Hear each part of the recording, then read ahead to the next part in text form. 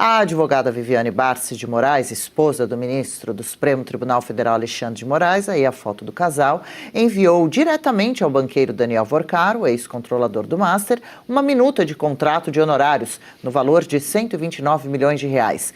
Vamos colocar na tela, então, essa troca de mensagens obtidas pela Polícia Federal, parte da Operação Compliance Zero. Essas mensagens revelam que o contrato assinado em janeiro de 2024 previa pagamentos mensais de 3,6 milhões de reais por 3 anos, totalizando o valor.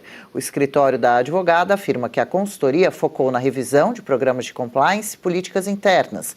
A investigação apura o vazamento de informações sobre a família de Moraes e o celular de Vorcaro foi apreendido nesse contexto. Daqui a pouco a gente solta o print da troca de mensagens de WhatsApp. Basicamente, Viviane diz: bom dia, boa tarde, não me lembro, Daniel Vorcaro segue a minuta do contrato, abraço e manda o PDF em anexo. Bom, nesse caso aí está mais do que comprovado que Alexandre de Moraes, no mínimo, tinha que ser afastado imediatamente pelo Senado da Suprema Corte. Se toda a história do golpe que o Alexandre de Moraes defende, do 8 de janeiro, pode aí ter várias versões de acordo com a própria Corte, de acordo com outros âmbitos políticos, isso daí é mais do que prova, então, para atestar, justificar um afastamento. Está aí na tela agora para a nossa audiência, a troca de mensagem entre a Vivi de Moraes e o Vorcaro. Lê aí para a gente. Ali embaixo, ó. Oi, tudo bem? Como podemos proceder na assinatura? Prefere eletronicamente ou mando as vias físicas assinadas? Tá aí, então, primeiro ela manda ali, né, o contrato, segue a minuta de contrato e ele responde como é que pode assinar, qual seria a forma ali para assinar o contrato. Pronto, tá aí a prova, tem o contrato, existe, a transação financeira existe, a troca de mensagem existe, isso já é material suficiente para afastar, já que isso caracterizaria aí um suposto, a compra, é o famoso tráfico de influência, né, a compra ali desse tráfico de influência, tendo em vista que a esposa do ministro Alexandre de Moraes não é nenhuma jurista com notório saber jurídico, ela tem só uma formação, ela sequer tem mestrado ou doutorado e, claro, ela nunca teve um contrato anterior nesse valor, que também o valor chama bastante atenção. Logo, justificaria aí o Alexandre de Moraes ser afastado. Então, de novo, a gente sempre roda, a gente sempre bate nisso, né? A gente continua tendo Alexandre de Moraes, a gente continua tendo o Dias Toffoli, a gente continua tendo esses ministros que estão ali e o próprio STF tentando conter a situação na figura do Edson Fachin, mas que também não faz muita popularidade, né? O Edson Fachin, ele fala um pouco sozinho a respeito de novo código de ética, de conduta de ética ali dentro do STF, uma própria contenção, né? A famosa autocontenção do poder que também não existe. Enfim, a gente tem até um pequeno reconhecimento do Edson Fachin, porque se ele parte da premissa de que ele precisa de uma nova conduta ética, ele está partindo da premissa, portanto, que existe um problema ético dentro do tribunal e que ele precisa corrigir essa rota. O mesmo se aplica quando a gente fala a respeito de autocontenção. Existe, então, algum problema ali, ele precisa corrigir essa rota. Então, existe uma faísquinha que seja do Edson Fachin, nem que seja só para sinalizar uma virtude para a imprensa, de reconhecer que existe um problema ali, mas ao mesmo tempo que isso é reconhecido, isso não vai para frente, isso realmente não vai para frente, não anda. O Senado completamente parado, o Senado sempre menciona aqui o Senado, porque o Senado é a forma constitucional de resolver esse problema.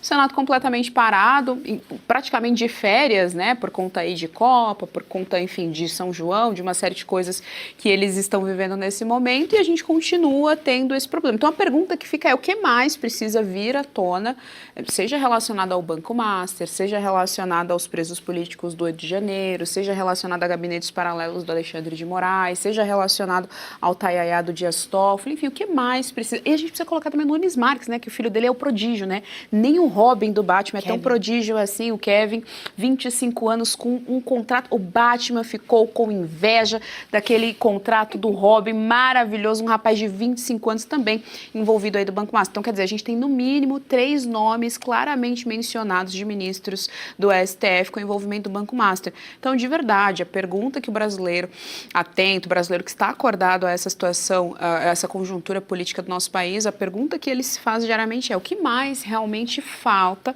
para que tenha uma ação efetiva? Porque indícios de corrupção ativa, passiva, de lado, de centro, de frente, de cima, é o que não falta. Realmente os indícios não faltam.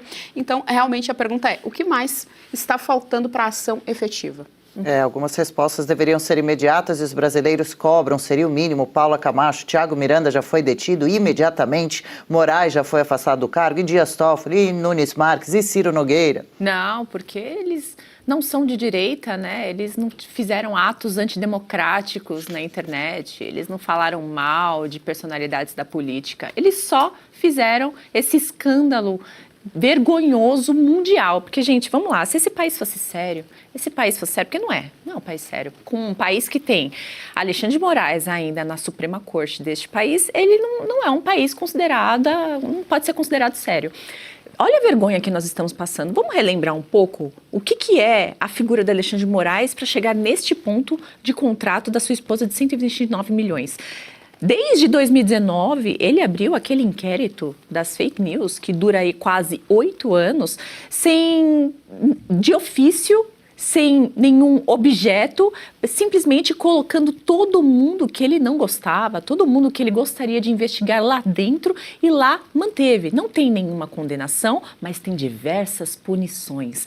Veja, depois disso, ele continuou, a sua empreitada para a destruição da direita, tirou plataformas do ar, perfis do ar, censurou pessoas, bloqueou contas, condenou pessoas inocentes a décadas de cadeia, deixou uma pessoa inocente morrer na prisão sem atendimento médico.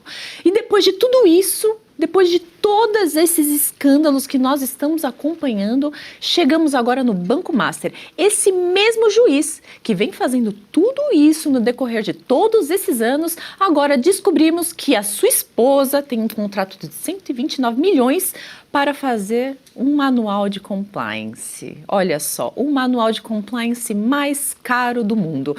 E não só isso, as mensagens do celular do Vorcaro, no dia da prisão de Daniel Vorcaro, horas antes da prisão do Vorcaro, ele mandando para um número atribuído ao Alexandre de Moraes, perguntando: e aí, conseguiu bloquear? Até hoje não temos a resposta.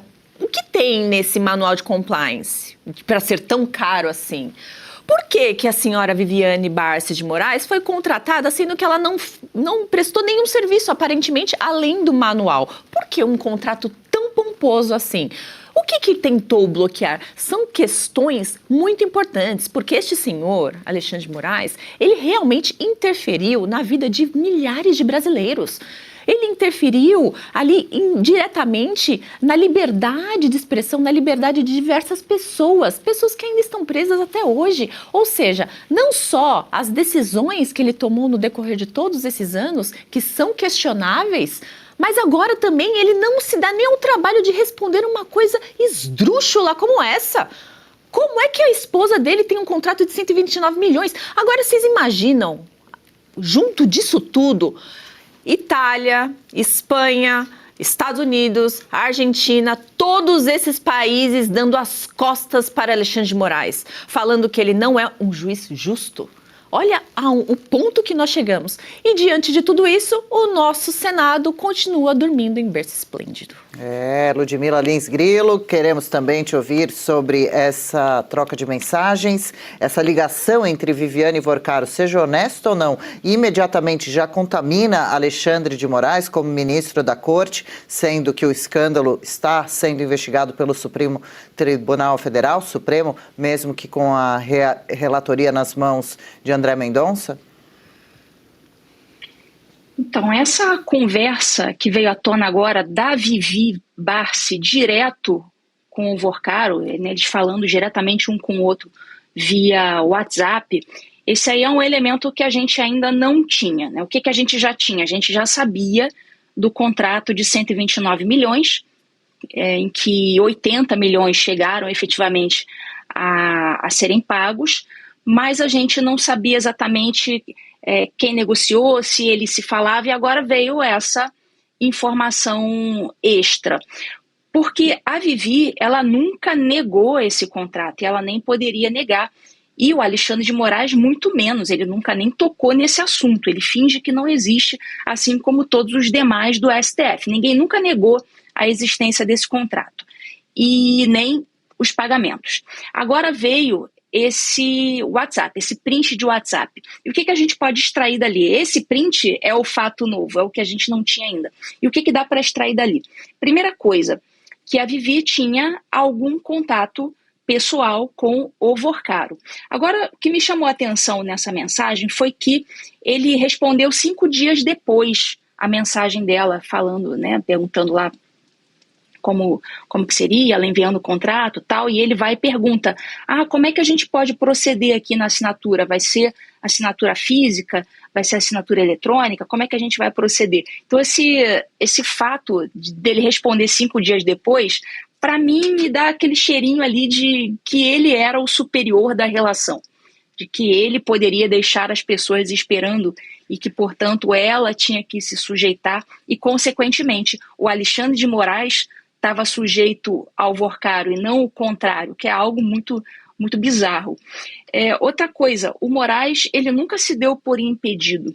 A própria jurisprudência dos tribunais superiores foi agora nesse sentido de, olha, um ministro não precisa se dar por impedido quando um escritório de um parente seu atua num contrato, num processo em que ele esteja atuando. Só que ali não é simplesmente um escritório onde a dona Vivi atua, é a própria dona Vivi atuando.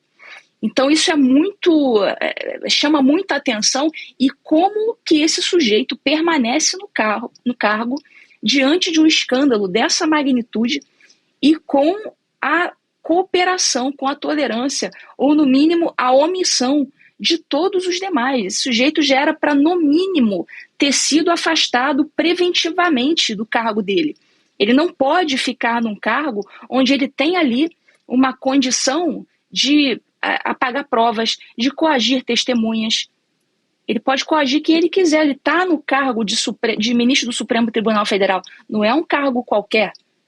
Então ele pode fazer muita coisa ainda, ele não podia estar nesse cargo. E o que chama atenção também é que o perito João Cláudio Nabas, ele foi investigado pelo vazamento desse contrato à imprensa. Então veja como é a inversão de valores. Em vez da Vivi, ou do Alexandre de Moraes estarem sendo investigados por conta dessa relação com o Daniel Vorcaro, com esse contrato que aparentemente não entregou nada, ela mostrou ali um manual de compliance, né, muito do vagabundo, um código de ética ali que você faz em 5 minutos usando inteligência artificial, inclusive havia elementos de utilização de inteligência artificial.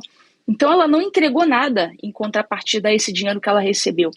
É claro que essas pessoas já deveriam estar sendo investigadas e o Alexandre de Moraes afastado, mas não.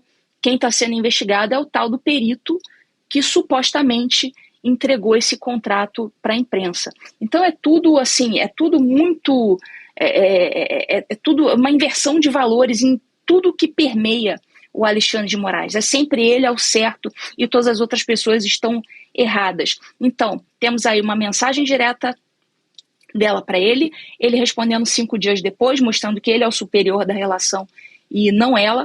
Um arzinho ali também de informalidade na conversa deles. Não havia ali um setor para mediar aquela transação entre o dono do banco e a advogada que vai fazer. Não há uma secretária ali intermediando. Não, é uma transação direto dos dois. São os dois se falando e de forma muito informal por WhatsApp. Isso não é uma coisa comum nesses ambientes, né, de contratos advocatícios, empresariais, enfim, isso não é uma coisa comum. Geralmente essas coisas se fazem por e-mail, DocSign, você assina ali eletronicamente, ou mesmo assinatura física. Então, essas são as novidades que essa troca de mensagem traz para a gente, porque a gente já sabia do contrato, ela nunca negou, mas esse nível de informalidade, de comunicação pessoal entre os dois são a novidade dessa nova notícia que veio à tona agora.